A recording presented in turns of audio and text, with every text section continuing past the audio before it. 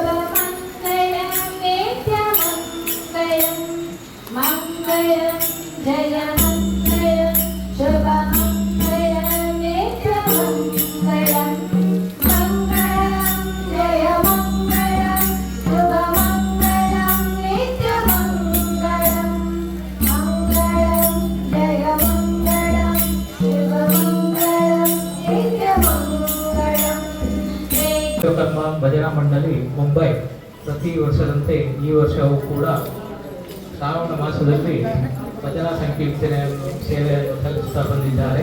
ಈ ವರ್ಷವೂ ಕೂಡ ಅವರು ಕ್ಷೇತ್ರಕ್ಕೆ ಆಗಮಿಸಿ ಸೇವೆಯನ್ನು ಸಲ್ಲಿಸಿದ್ದಾರೆ.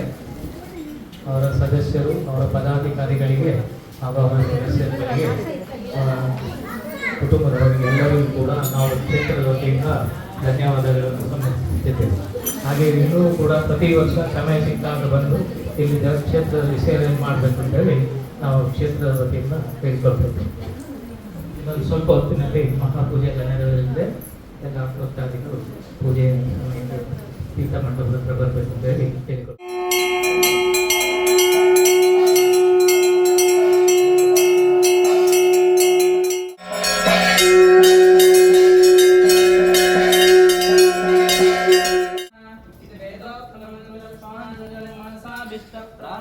समर्पयामि ज्ञानिकानि पापोऽहं पापकर्माहं पापात्मा पापसम्भव राहिमान् कृपया देवे शरणागतमाचारुण्यभावेन रक्ष मां जगदीश्वरी दीनार्थपरित्राणपरायणे सर्वस्याधिहरे देवी नारायणे नमोस्तुते शङ्खचक्रवरदाव्यस्तां सिंहवाहिनी भक्ताभीष्टप्रदा वन्दे कालिका परमेश्वरी जयन्ती मंगला काली भद्रकाली कपालिनी दुर्गा क्षमा धात्री स्वाहा सुधा नमोस्तुते. ಶ್ರೀ ಶ್ರದ್ಧಾ ಭಕ್ತಿ ಅಮ್ಮನವರ ಸನ್ನಿಧಾನದಲ್ಲಿ ಪ್ರಾರ್ಥನೆಯನ್ನು ಮಾಡಿಕೊಳ್ಳಿ.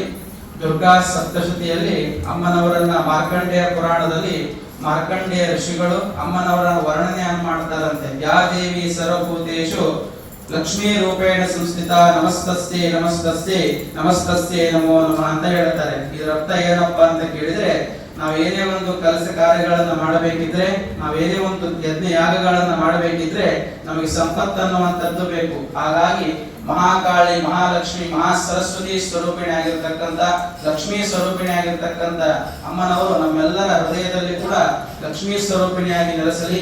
ಯಾದೇವಿ ಸರ್ವಭೂತೇಷು ಶಕ್ತಿ ರೂಪೇಣ ಸಂಸ್ಥಿತ ಅಂತ ಹೇಳಿದ್ದಾರೆ. ನಾವೇನೇ ಒಂದು ಭಜನೆಗಳನ್ನ ಮಾಡಬೇಕಿದ್ರೆ, ಕೆಲಸಗಳನ್ನ ಮಾಡಬೇಕಿದ್ರೆ ನಮ್ಮ ಶರೀರದಲ್ಲಿ ಶಕ್ತಿ ಅನ್ನುವಂಥದ್ದು ಬೇಕು. ಹಾಗಾಗಿ ಆ ತಾಯಿ ಶಕ್ತಿ ಸ್ವರೂಪಿಣಿಯಾಗಿ ನಮ್ಮೆಲ್ಲರ ಹೃದಯದಲ್ಲಿ ನೆಲೆಸಲಿ. ಯಾದೇವಿ ಸರ್ವಭೂತೇಷು ಶ್ರದ್ಧಾರೂಪೇಣ ಸಂಸ್ಥಿತ ಅಂತ ಹೇಳಿದ್ದಾರೆ. ಏನೇ ಒಂದು ಕೆಲಸ ಕಾರ್ಯಗಳನ್ನ, ಪೂಜೆ ಪುನಸ್ಕಾರಗಳನ್ನು ನಾವು ಮಾಡಿದ್ರೆ ಶ್ರದ್ಧೆಯಿಂದ ಮಾಡಿದಾಗ ಮಾತ್ರ ಅದು ನಮಗೆ ಫಲ ಅನ್ನುವಂಥದ್ದು ಸಿಗ್ತದೆ.